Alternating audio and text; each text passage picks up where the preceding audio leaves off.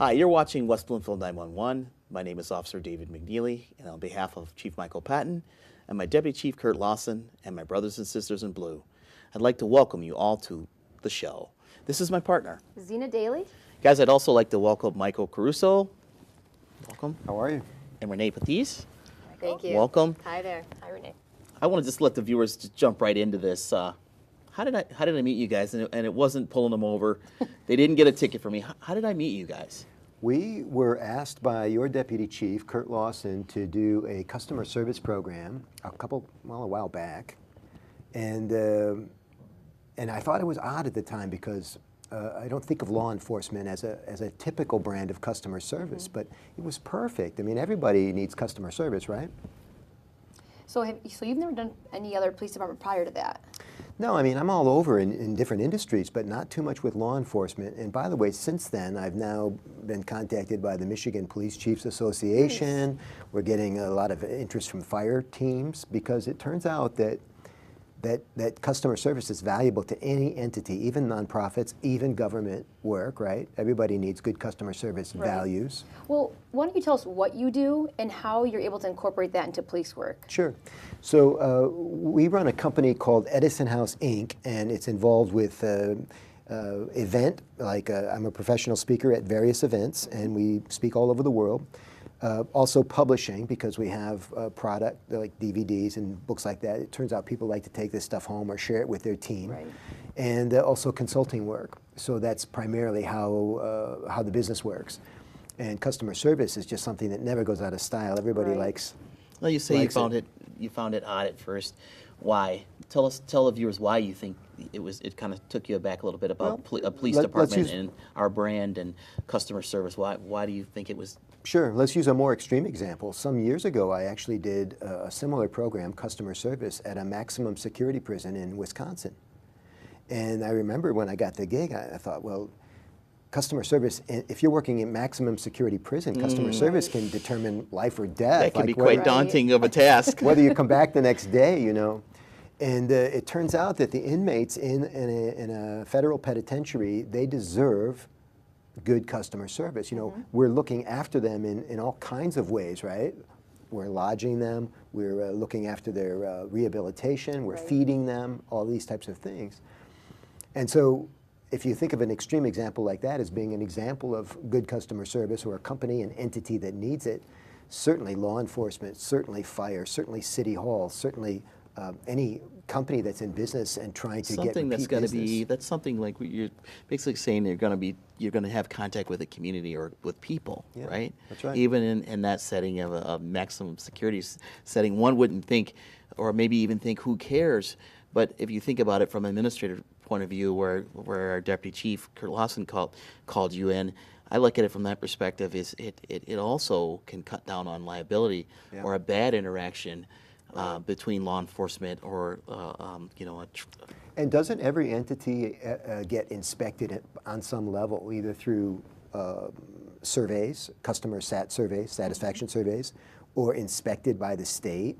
You know, there's always people looking at us to see what kind of show we run. Or public image. Or public image. You know, social media is now it's huge. The reviewer of pretty much everything. Yeah. Absolutely right, yeah. And to have attended, have the privilege to attend that training that day as just I was going to say, you were there. As a civilian, what was so amazing about that was how it seemed like a non sequitur, but the interface between the officers in the room and the training that happened that day was phenomenal. And what I got to see as somebody who doesn't deal with the police on a regular basis is how concerned the police department is with regard to their relationship in the community.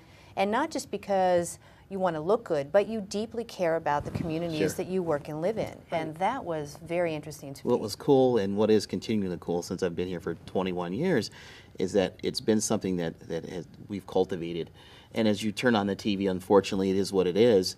Some agencies across the country are having not so popular interactions with their community, and we often say, well, gosh, if you've potentially cultivated a great relationship with your community, we knock on wood, guys, viewers, I'm knocking on wood here, but we've been able to avoid those kind of situations because we have a relationship with our community that's established, and I think you guys coming in just adds to that. Yeah, And we thank really you. focus on customer service, so we have that relationship because we care so much about that customer service that we have with them.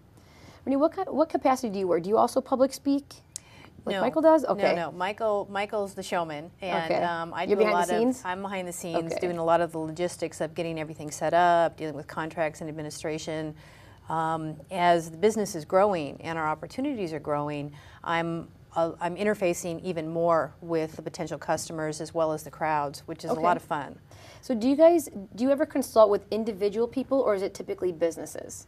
Yeah, individuals. We just got a call 2 days ago again for executive coaching. And I haven't talked with the lady yet because she was contacting me from Italy, which makes me think I might have to learn Italian.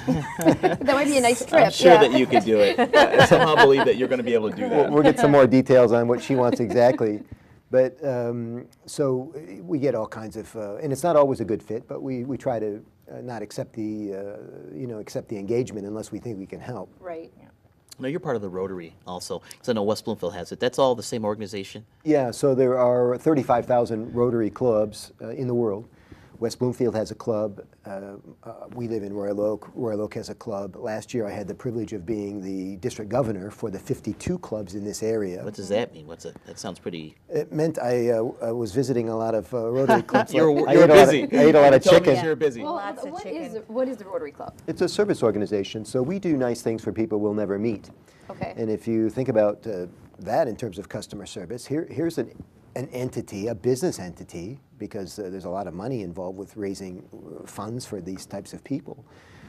And we have an image, we have customers, and that we have members, we have a public image, right?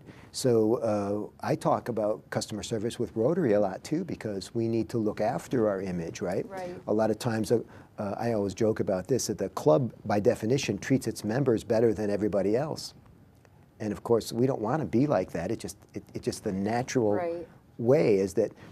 So we're constantly reminding ourselves that we're also in the customer service business. We need to treat the public and treat our guests with just as much deference as we do our members. Michael, so you're a public speaker. I've watched a few things. Oh. Have you ever been a horrible speaker?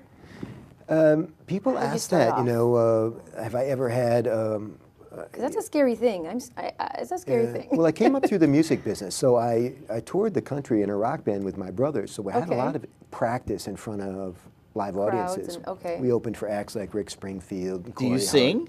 Oh, yeah. Man, he's Well, what was just the name of your band multi-talented. or your He does. group? What? What was the name of your group? Oh, the Caruso brothers. Okay. Yeah, there's still videos kind on of them. a- Okay, I'll be Big Googling or hair. Kind of a YouTubing that. cool- Yeah. Big hair. Cool Oh, band yeah. name. But we got a lot of practice Oh, in he had front of big hair, audiences. too? Okay. Big hair. And I Yeah. think that comfort level translated to the When you speaking start to business. public. Okay. Now people would say, "Have you ever had a bad gig, or do you still get nervous?" That kind of thing. And I always tell people, I never have a bad gig, but a lot of times I have bad audiences. Okay. What does that mean? What does that mean? I I'm mean, just kidding. Oh. But the audience maybe wouldn't get my normally stellar performance. Or your Of cou- jokes maybe, and you're Of like, course, like the one just now. Yeah. But the truth is that we all, struggle with keeping, the level of performance high. Again, customer service. Right. And we just try to do our best and learn from each instance and try to do better next time.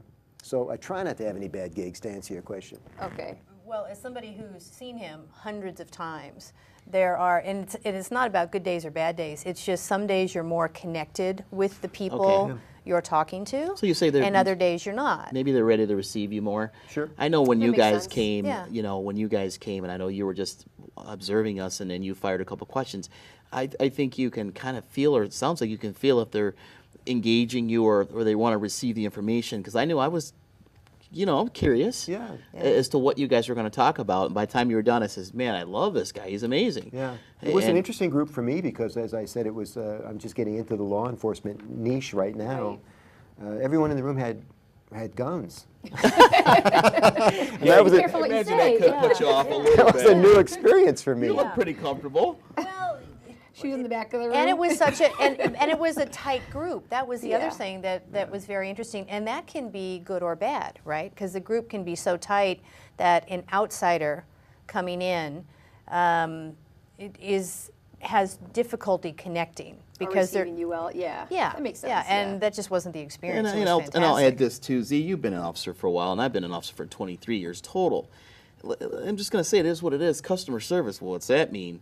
Well, when I first started, there was no such thing. And when I left the agency that I worked with and came here, I was like, whoa, this is definitely different. Yeah. But it just keeps growing and growing, and the need for it, just being human and being seen that way is so important. Sure. Such a big deal. And, you know, it's easy enough to smile, establish eye contact, Right.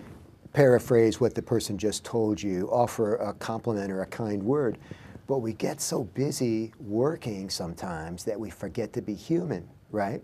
And on that day, that's the person that has 5,000 friends on Facebook, then the post happens, and then it goes viral with everybody telling their story of a bad experience with your agency or whoever.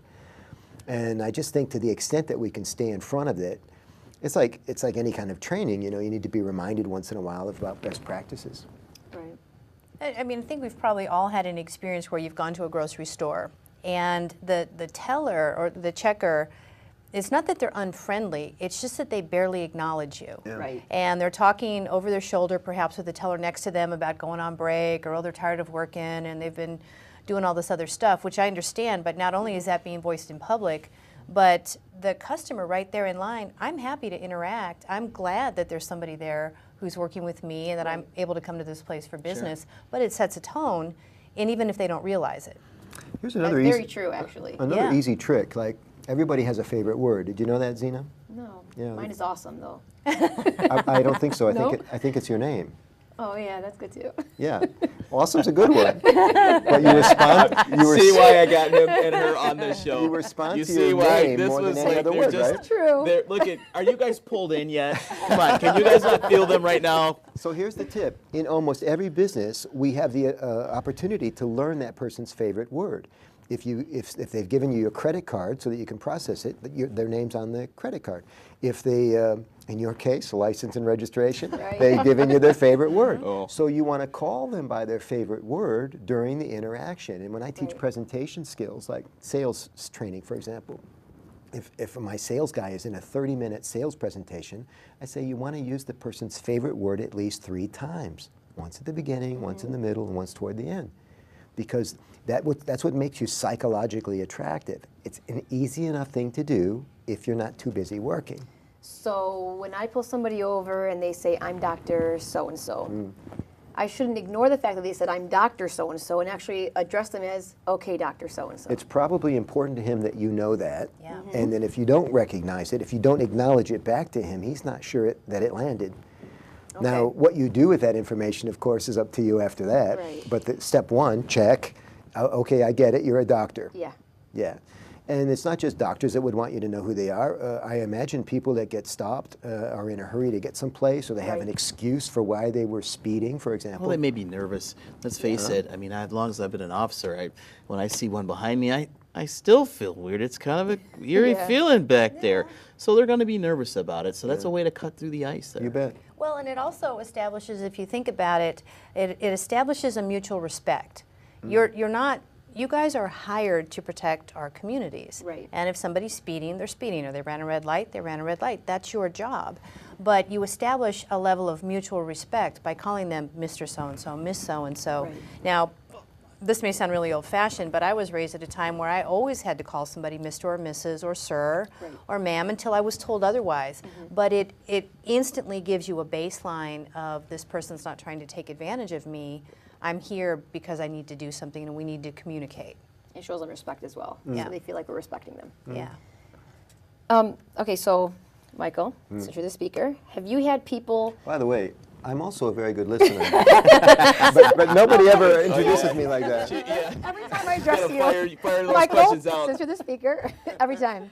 Have you had people that you spoke to that were skeptics, critics, but then come back and said that worked? Oh, for sure. In fact, one of my goals is to get you to practice one of my techniques before we say goodbye. So I teach something called the perfect handshake. You would agree that a handshake is a very representative, at least in the American culture, of a business agreement, or it was nice meeting you, a sign of respect, right? And so I teach something called the perfect handshake. And I'll teach it early in the program on purpose, because when we go to the break, I know you're going to step out into the hallway and you're going to riff on me. Right? In the hallway, hopefully not in the restroom, but in the hallway and in the buffet line, you're going to introduce yourself and you're going to joke with each other. Oh, was that my handshake okay? So now you're practicing the improvement of your customer service skills right now, man. I mean, it's pretty cool. Yeah. But cynical, yeah. Who doesn't think they know how to shake hands? Right, right. You've taken this all over the world. Where's the most far away, exotic place that you've ever been? And, Well, and like Z was saying, once you got there, if it's a cultural difference, how do you adjust to that? How do you adjust to that? Well, the longest plane ride, and this is not going to surprise anybody, was Australia. It's a long trip to Australia. We've been to Britain 4 times in the last 12 months. So we do get to different environments and different cultures. And I think to answer your second question, Dave, is you do your homework about the culture and what's important to them and what's in the news. Of course, the world's getting a lot smaller now. We know this even in a community like West Bloomfield, where we see so many different types of people, that we need to be culturally sensitive. It's a very diverse community. Yeah. And my feeling about this, by the way, this cultural sensitivity thing is that I can never be a perfect person to everybody, because it's impossible to know all the traditions and all the customs and exactly what's going to offend everybody. But I can try to be sensitive, and I try to be good about it, and try to stay up on, current events. And I think that's all we should ask for, ask of most people, is try to be reasonably sensitive, right? But this idea of being perfect all the time, 24/7, I don't think it's a realistic expectation, especially of public servants. Now, Renee, you traveled recently for the Rotary? You spent some time in South Africa, was it? Well, that was a while ago. Okay. I was an exchange student in 1980-81 to South Africa during apartheid. Okay. And you talk about a learning experience. Wow. And really taking a 16-year-old and putting them in a culture that is so different, yet we're all human.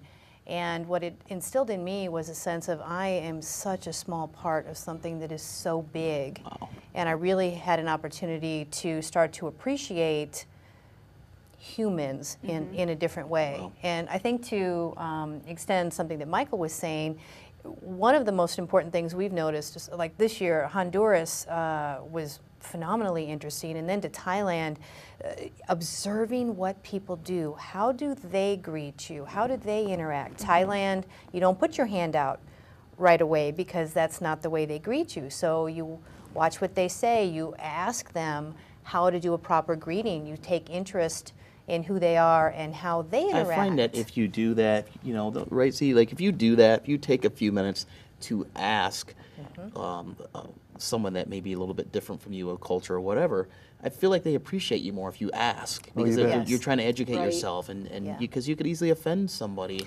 So much about being successful in life is just about paying attention. And the struggle we're having with this now as a society, of course, is the cell phone. We're not paying attention like we used to, right? We're distracted. And some people say, well, it's not distraction, it's my life now. But I think the point is that our focus has changed from observing others to observing ourselves and our own interaction and our own cell phone, right? And I think it pays to look up once in a while and pay attention to what other people are doing and habits and that sort of thing. I gotta say, we had spoken a little bit off air. I was teasing Michael and talking to Renee about, she's an athlete, and I think you have a race coming up soon. I won't date the race or anything like that, but who wins when you guys ride? Oh, we don't compete. I think we know. I think we know the answer to that question. Let me be more clear. I don't compete. But I'm sure she tells you she won. Yeah, well, she does win. She's an amazing athlete, a warrior in some ways, and we did a 100. It was called a Century, a bike ride in Tucson last year for Rotary. It was a fundraiser. They raised millions of dollars for Rotary, and Renee rode 106 miles on a bike. Whoa. It's like an all-day thing. Really good time, too. Yeah. And I rode 26 miles on the bike. Awesome, guys. We're getting ready to wrap the show up. I know you just did a book, And just real briefly, the two of you, mention the book if you would, because Sure. I'd love for the viewers to see that. And just each of you, give something to the viewers before you go. Sure. Thank you. The book is called Work Hacks, and there are 300 plus ways that you can speed your career success. It's available at michaelangelocaruso.com if any of your viewers want to check it out. And it's a fantastic way to get tips. You know, you don't even have to read it from beginning to end. Just go to the section that you want to read, and it's good stuff. Gosh, something to give. I guess what I would say, and I hope this doesn't sound too humma, is I just want to encourage everybody to really think about our place in the world and the fact that we are all connected in some way. And that's what makes us unique and special. That's perfect. That's perfect. Thank you, guys. Thanks for watching us, and thanks for coming on, okay? Guys, that's going to do it for the show. You can keep up with the police department by liking us on Facebook. You can follow us on Twitter and Instagram. You can also sign up for Nexel.com, crimemapping.com for the most up-to-date information regarding the police department. Thank you for watching. Take care.